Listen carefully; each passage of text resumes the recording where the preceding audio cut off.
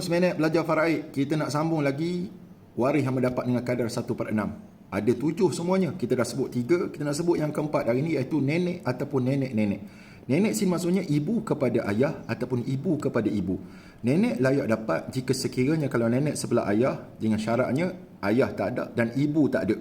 Dan si mati juga, itu 2 syarat. Dan juga kalau nenek sebelah ibu, syaratnya ibu tidak ada. Jadi lambat ni hadirin mati Allah Subhanahu Wa Taala sekalian, nenek-nenek akan layak mendapat 1/6, dia mengambil tempat ibu jika ibu tiada. Seterusnya yang mendapat dengan kadar 1/6 yang kelima ialah cucu perempuan kita. Cucu perempuan layak mendapat 1/6 dengan syarat jika dia bersama dengan seorang saja anak perempuan bagi si mati dan tidak ada di sana anak lelaki bagi si mati dan juga tidak ada di sana iaitu cucu lelaki.